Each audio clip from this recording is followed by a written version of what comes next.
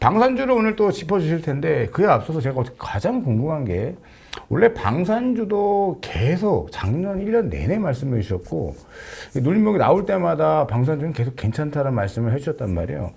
찾다 보시면 LIG 넥슨이 먼저 이때 작년 12월 11일 날 깜짝 놀랐습니다. 대량의 우려랑과 함께 이 갭을 그냥 팍 치면서 멋지게 그냥 따라 붙지도 못할 만큼 급등이 나오면서 이 1년여간, 1년 6개월간의 박스권을 돌파했단 말이죠.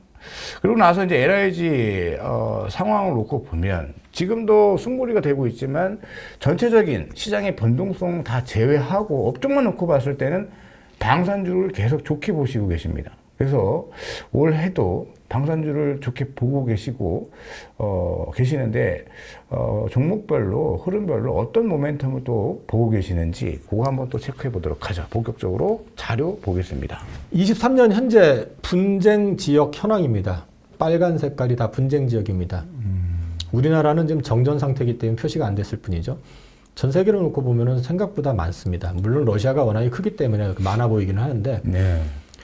딱 보시면은 인도 쪽도 보면 인도, 파키스탄, 방글라데시, 그 다음에 인도하고 중국하고도 역시 분쟁이 수시로 나오는 데고요. 동남아 쪽이 또 많이 걸쳐져 있죠. 중동 걸쳐져 있고 아프리카 걸쳐져 있고 그 다음에 지금 현재는 러시아하고 우크라이나지만 저게 동유럽도 항상 상시적으로 위험 지역이기 때문에 이 부분은 생각보다 지금 23년 기준으로 했을 때 분쟁 지역이 많다.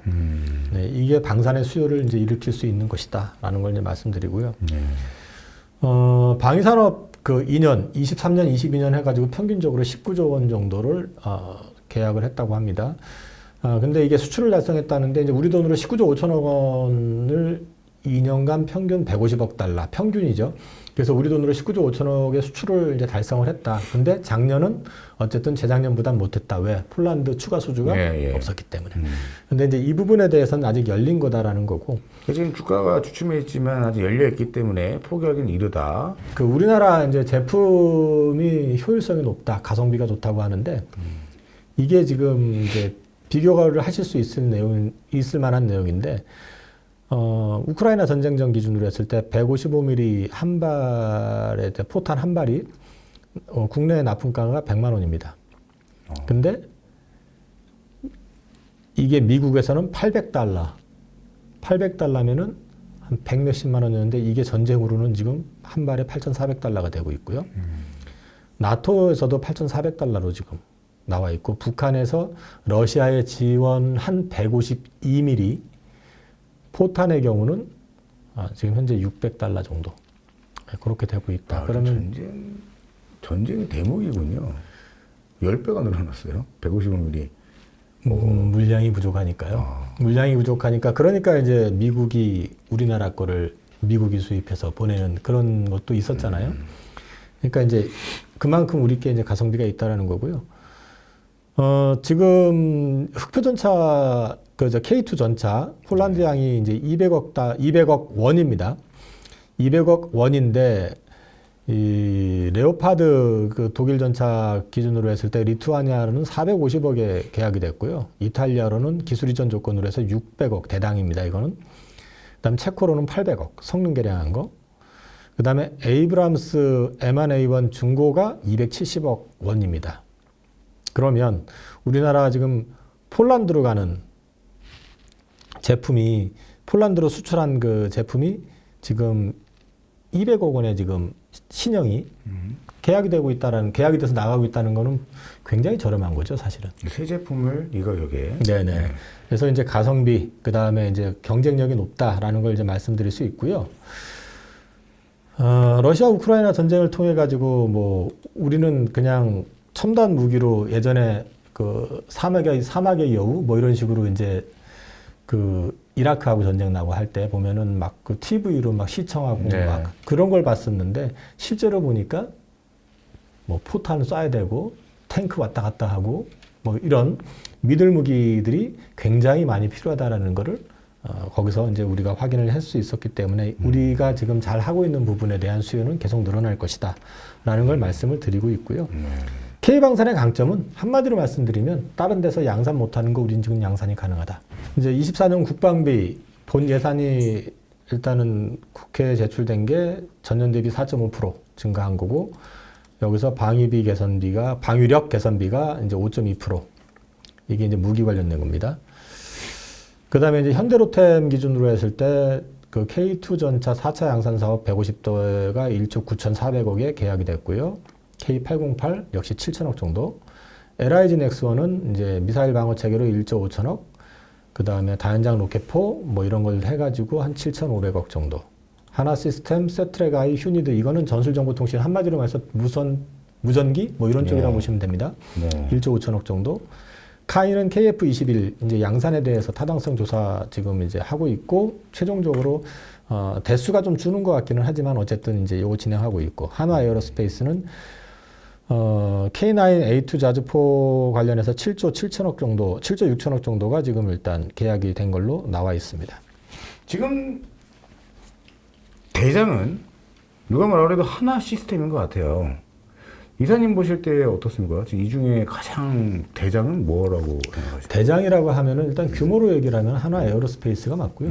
하나 시스템은 이제 통신 뭐 이런 쪽이기 때문에 대장이라기보다는 이 회사가 이제 우주항공 쪽으로 연결이 돼서 위성 사업 관련된 쪽으로 이제 연결이 좀 돼 있기 때문에 최근에 좀 주목을 받고 있는 거다 이렇게 보시면 될 것 같습니다. 일단 저는 시장 측면에서 지금 시장을 주도하고 있는 대장주는 제 눈에는 하나 시스템이 아닐까 생각이 들고 여기 보시면은 이제 전술 정보통신 체계에서 1조 5,400억 하나 시스템이 먼저 출발을 했고 그다음에 최근에 세트랙 I가 움직임이 나왔는데 휴니드는 아직 움직임은 없습니다.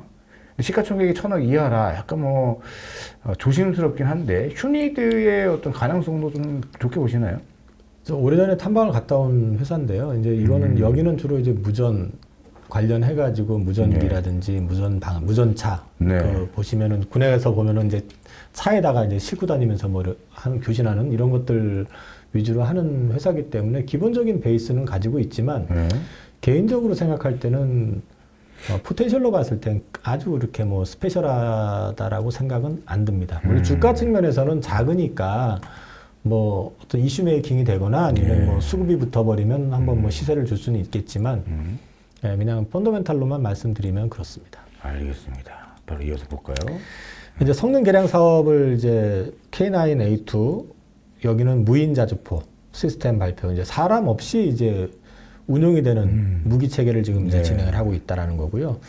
그 K2 전차 최근에 이제 K3 프로토타입이 공개가 됐는데 K3에는 무인 역시 사람 없이 운용하고 드론 뭐 이런 그다음에 스텔스 도장이라고 그래 가지고 이제 이런 것까지 다 이제 포장이 되는 걸 가지고 이제 그 샘플이 지금 나왔고요.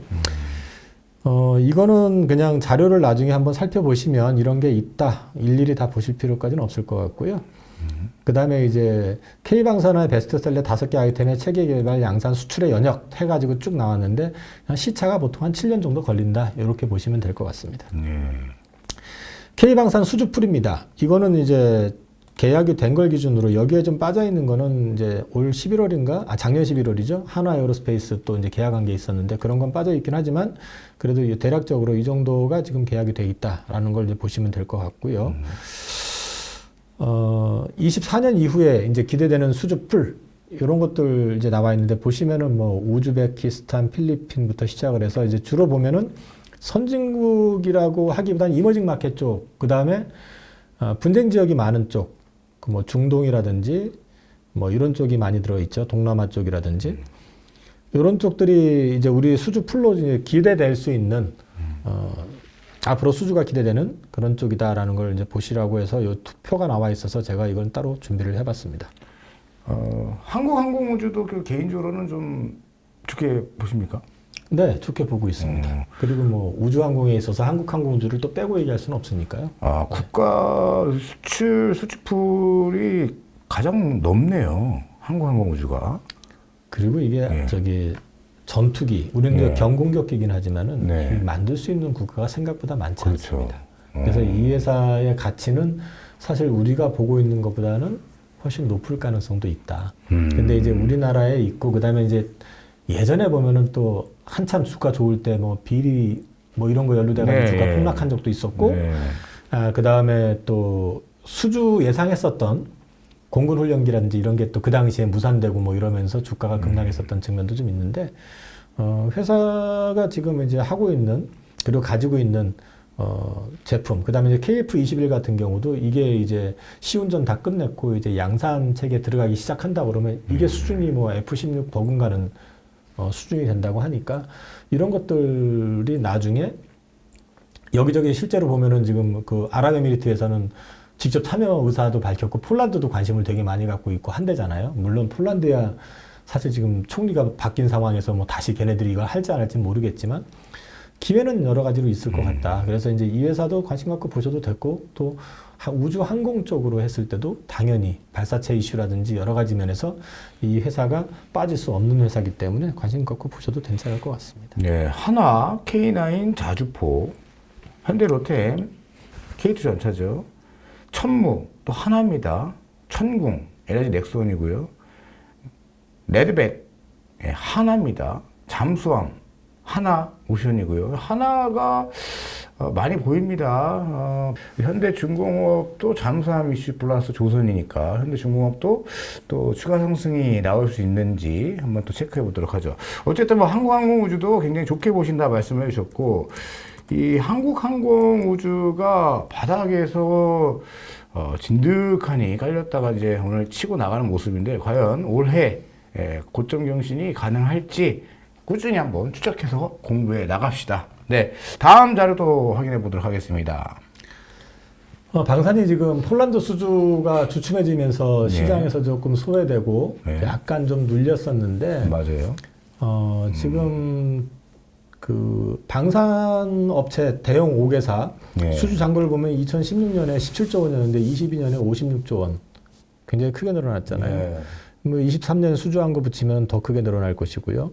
그 다음에 이제 예정대로 만약에 그 폴란드 2차 계약이 진행이 된다고 하면 이건 더 할 나위 없이 크게 늘어날 거라고 보셔도 될 것 같고, 네.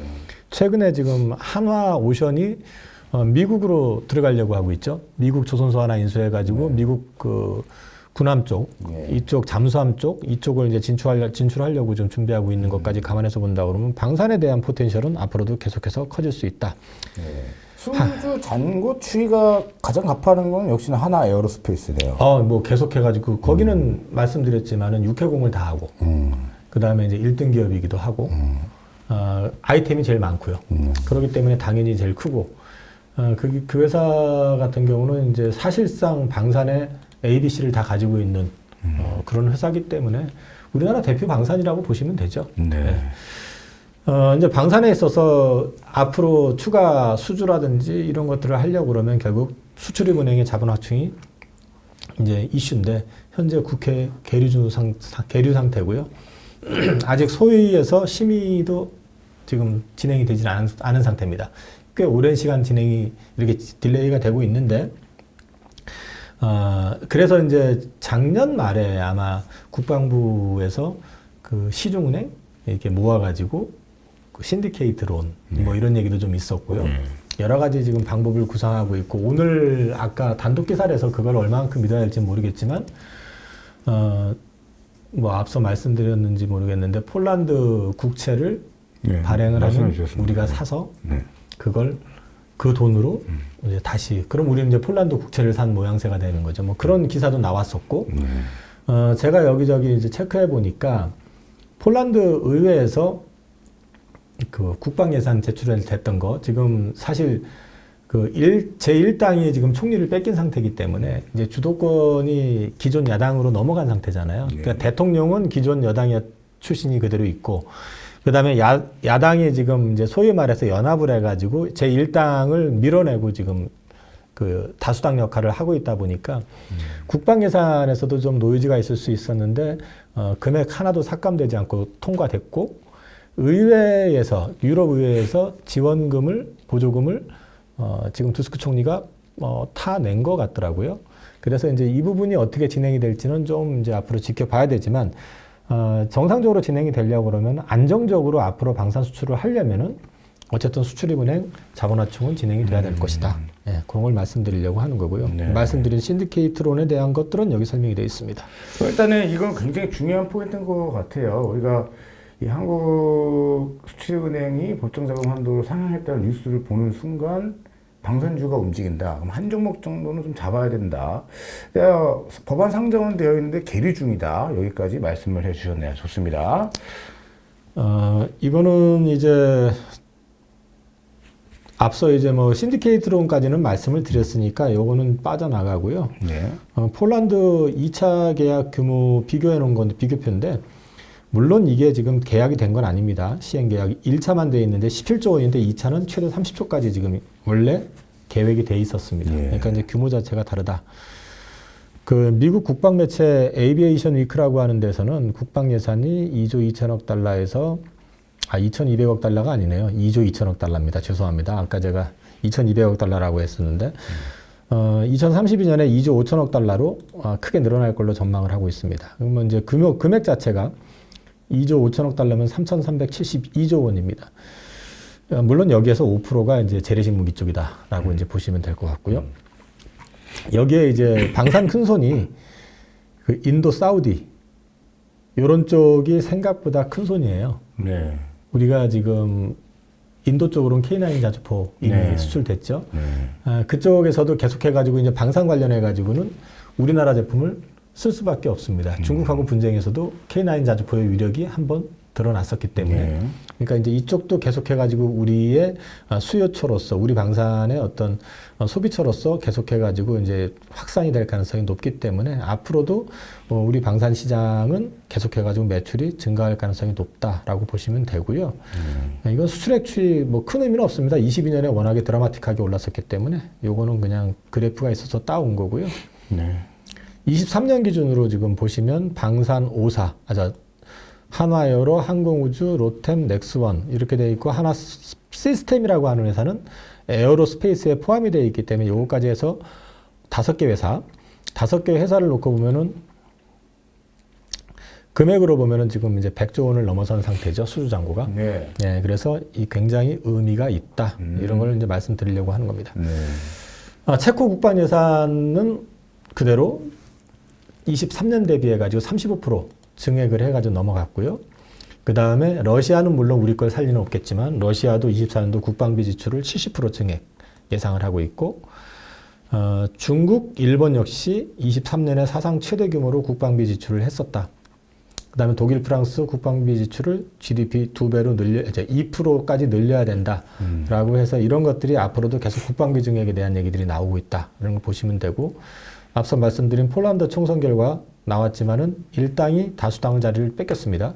그래서 야당이 지금 자리를 잡고 있는데 이 투스크 총리가 처음에 취임을 하면서 처음에는 그 총리 전에 그 국회의장이 무효 얘기를 끄집어내 가지고 충격을 줬었다가 투스크 총리가 의회에서 연설하면서 존중하겠다 이랬다가 다시 재검토 얘기를 했다가 왔다 갔다 하고 있어요. 근데 이제 오늘 나온 걸로 봐서는 이제 계속적으로 협의는 진행 중이다. 이렇게 지금 되고 있어서 이것이 되면은 이제 방산시장 쪽으로 다시 한번 좀 시선이 좀 모아질 가능성이 높다. 그리고 이제 그 작년 말에 하반기에 그 사우디 그때 이제 윤석열 대통령이 이제 경제 사절단 데리고 방문을 했었을 때도 갔다 오고 나서 이제 방산 수출과 관련된 얘기를 했었는데 뭐 아직 구체화되는 그림들이 보이지는 않습니다. 그냥 이제 얘기했던 것들을 종합을 해가지고 인터넷으로 자료를 좀 찾아가지고 뒤져보니까 사우디 쪽에서도 현재 예를 들어서 노후전차만 1,000대 교체 사업을 진행하고 있고요.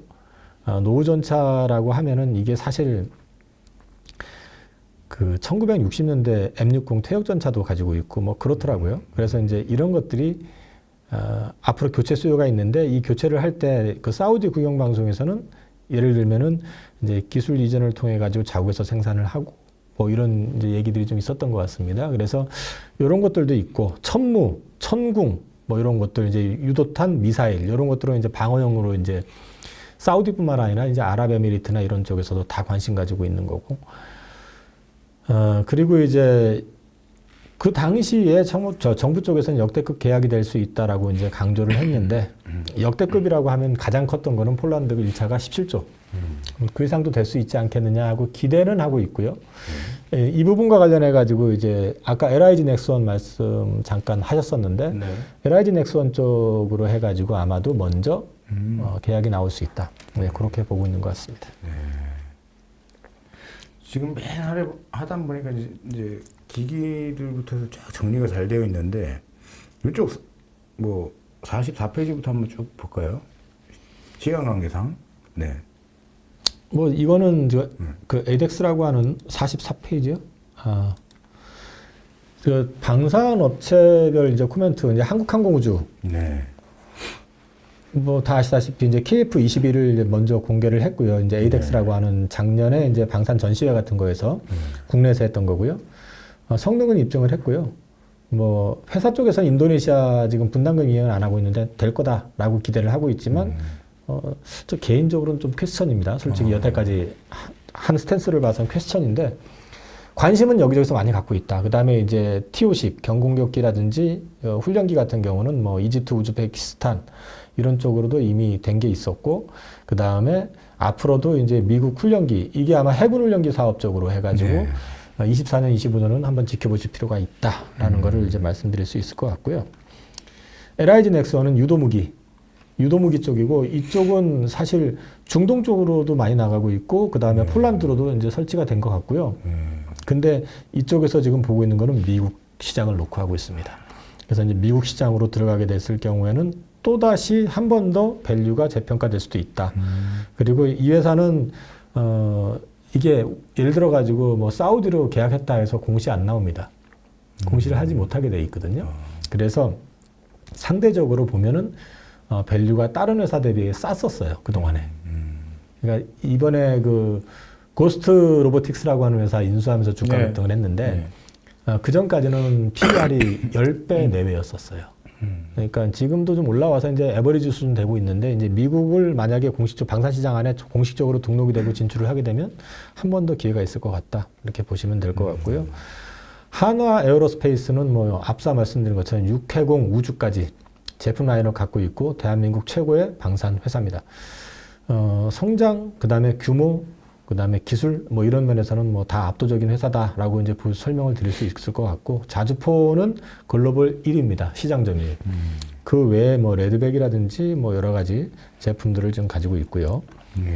현대로템은 여기 이게 미래에셋증권 리포트인데 전차 맛집 이렇게 돼 있는데 K2 전차는 하이브리드 전차라고 그러잖아요. 미국 전차와 미국 기술과 러시아 기술이 조합이 되어 있는 전차라는 측면에서 가볍고 빠르고 그 다음에 성능 우수하다라는 것들이 검증이 됐고 특히 노르웨이에서 이제 평가를 할 때는 레오파르트보다 오히려 낫다. 그런데 같은 EU 내에서 이제 그 관계 때문에 주고받는 게 있잖아요. 그 관계 때문에 노르웨이가 이제 독일 거를 선택을 했었고 근데 이제 2차 계약은 아마 진행이 안 된 것 같아요. 1차에서 지금 생각보다 계약을 해놓고 물건이 안 들어오니까. 그들도 성능도 훨씬까지는 아니어도 뛰어난 성능에 저는 그냥 뭐 더 좋다고 봅니다. 더 좋은데 가격도 저렴한데 어쨌든 뭐 유럽 간의 그런 의리 때문에 이렇게 저거 했지만 2차전 수준은 현대로템이 될 수 있는 가능성이 있다고 보시나요? 그럼? 그건 뭐 지켜봐야 되는데 사실 노르웨이는 그렇게 대수가 뭐 많이 나가고 하진 않으니까요. 근데 이제 레퍼런스 측면에서는 의미가 있죠. 근데 이제 위협을 만약에 러시아 쪽에서 심하게 한다라든지 하게 되면은 절박해질 수도 있을 거 아니에요. 그러면은 빨리 해주는 데를 찾겠죠. 아무래도. 그렇게 되길 바라는 건 아니지만. 예. 네. 일단 하마스 2인자 부상으로 인해서 이란이 움직인다? 그건 확전되거든요. 근데 이란을 견제하는 게 또 사우디입니다. 뭐 모르겠습니다. 어쨌든 뭐 사우디가 됐든 이집트가 됐든 어디가 됐든 간에 인도가 됐든 좀 많이 좀 수출을 해 가서 좀 경기에 좀 이바지를 해줬으면 좋겠네요. 그래서 뭐 방산주 보유하신 분들은 좀 긍정적으로 느긋하게 올 한 해 좀 보셔도 될 것 같다는 말씀 드리고 싶고, 아까 뭐 하나 시스템 뭐 좀 결부해서 보면은 하나 에어로스페이스 중심에 두고서 하나 시스템을 연결지어 보시는 것 같습니다. 이사님은?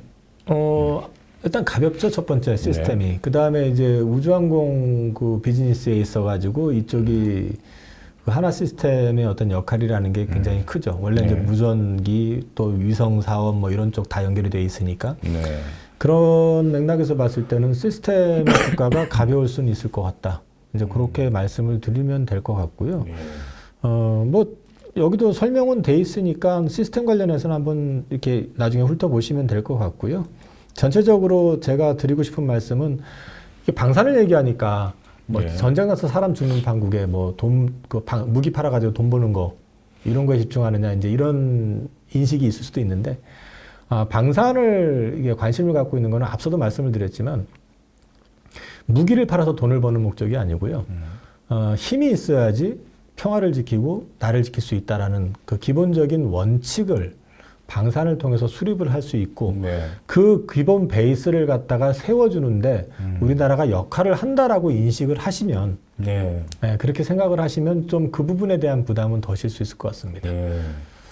좋습니다. 이제 마지막 자료를 좀 보겠는데 골드만삭스가 코스피 주당 순이익이 성장률이 한 54%로 반등하고 있다. 2025년에는 20% 증가할 것으로 예상했다.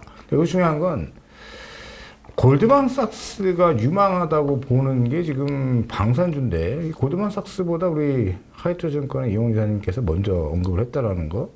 뒷북식으로 지금 골드만삭스가 이야기를 하고 있는데 어쨌든 뭐 골드만삭스도 한국 정부가 내년 6월 말까지 공매도 금지하는 것은 잠재적 촉매제로 작용이 될 수 있고 어쨌든 코스피가 좀 더 상승이 나올 수 있는데 유망업종을 방산으로 보고 있다 이렇게 자료를 또 같이 해주셨네요.